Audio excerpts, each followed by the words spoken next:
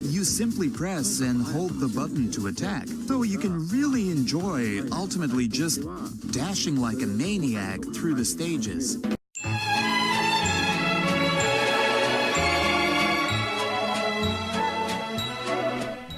So, Sonic Forces is not a good game, and most of us basically played ourselves like a damn fiddle, thinking it would live up to any of the hype that was present since it was first revealed in 2016. It's a disappointment, and it's clear evidence that Sonic Team does not know what the fuck they are doing. Or they do know what they're doing, but they have the exact wrong idea. In fact, that's kinda true, as they literally confirmed that in an interview. Well, you know what? Instead of whining about how much this game basically kinda sucks, let's whine about what the game could have been. So, in this video, I'll be giving out my brilliant ideas on how to fix this game and turn it into a good Sonic game. I will say that I don't necessarily hate this game, nor do I consider it a bad game. I just think it's a disappointment. If you like Forces and disagree with everything said in this video, then that's okay. So, let's start off with how I'd fix the story. There's not much wrong with the story in my opinion, but I have issues that I think could use some fixing. One thing I definitely do is to get rid of Pontac and Graph. They severely fucked this game's translation up the ass, adding in details that weren't even in the original Japanese script, and overall just being really fucking cringy with the script. I definitely replaced them with Ian Flynn, you know, someone who's capable of doing good writing, or even better, just translate the Japanese script to English. It shouldn't be that hard. Sonic is kinda one-dimensional and could have used at least more than 2 emotions. Tails is a pathetic pansy bitch in this game. Granted, this has basically been a trend in modern Sonic games since Sonic Unleashed, and it's one that I particularly hate. They're basically ignoring all his character development from the adventure games. He's just as useless in Forces, as all he does is just stroke the non-existent cock of fake classic Sonic and aimlessly guides him throughout the game, while also being a goddamn coward who can't fend for himself. He's so much of a bitch that he can't even take Chaos Zero, even though he's fought higher forms of him. Personally, I'd have him be competent, actually fighting alongside Sonic and friends. He could help the Resistance plan out tactical strategies. Maybe even have the story imply that he created the Wispons, that the custom furry uses. You know, just some ideas on how to flesh him out as a character. Infinite is an okay villain. He has some good dialogue and some particularly great moments. I also like his design, but his backstory is not handled very well, and the closure to his character is very underwhelming. Now, the concept behind his backstory is not bad though. It's actually kind of a good premise. It's just that the way it's handled makes it very juvenile and childish. To summarize his backstory, he was degraded to a simple mercenary.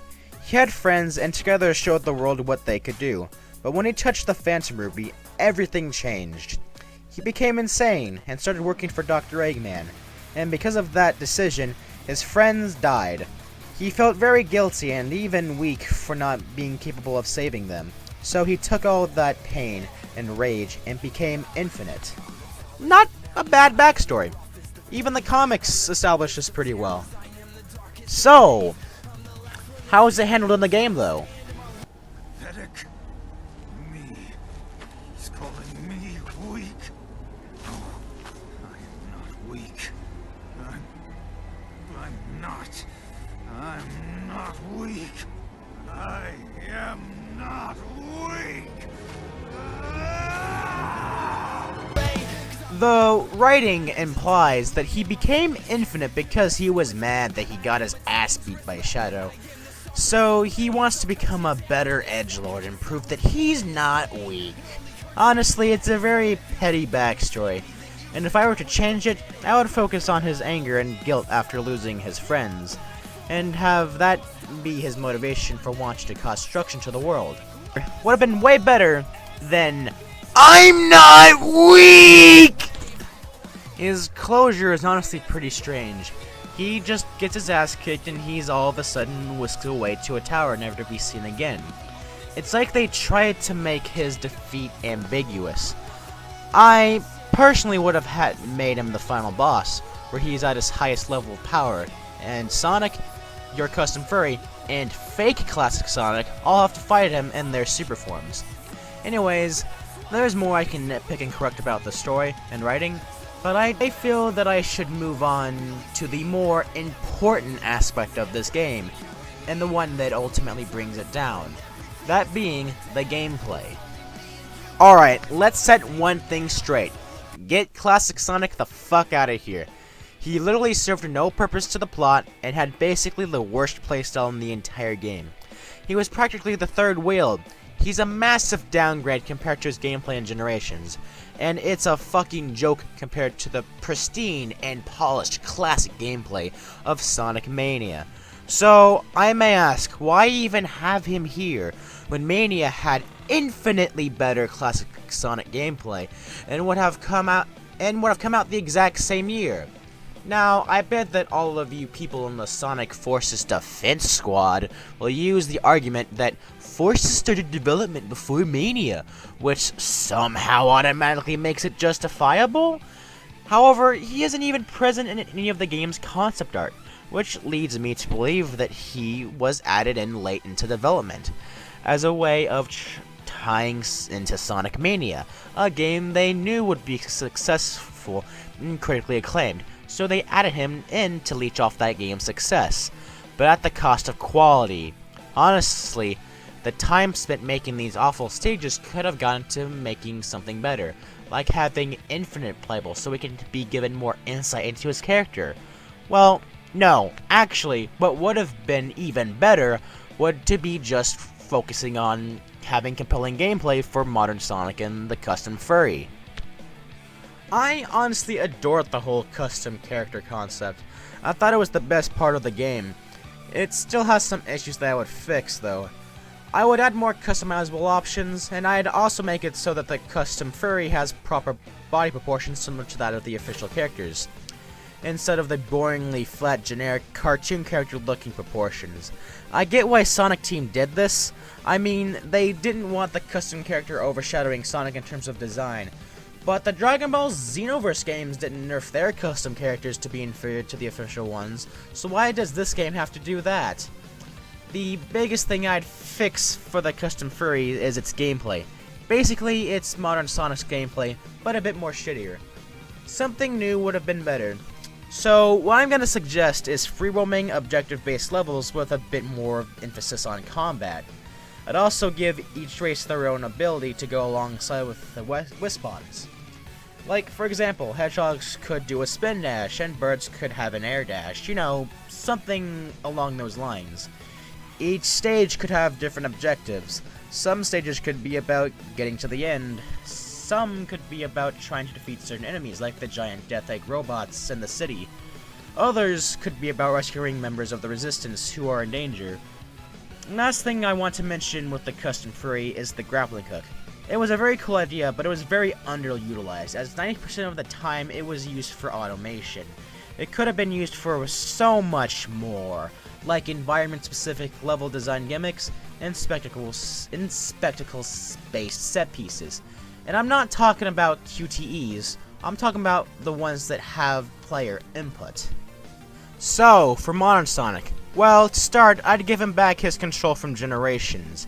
It's not perfect, but it's the best we've ever gotten in a Boost Sonic game, and it's definitely better than what we had gotten in Forces. Like, whose bright idea was it to get rid of the drift? If there's one thing I would keep in Forces, it'd be Sonic's sick-ass air boost. That was fun to abuse. The stages in this game have some of the worst level design I've seen from 3D Sonic in recent years. However, there are two stages in particular that I'd count as exceptions, those being Null Space and Motor Canyon. These stages are what every single level in this game should have been, because they're fully 3D and have tons of different branching pathways. However, these stages aren't nearly as good as modern Seaside Hill from Sonic Generations. If anything, I'd take that stage's design philosophies and apply it to every stage in the game.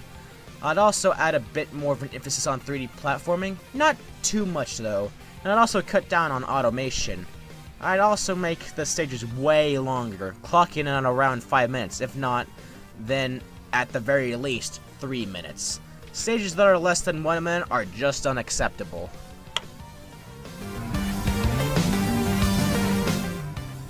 Alright, let's see, what else is there that I'd add? Let's see.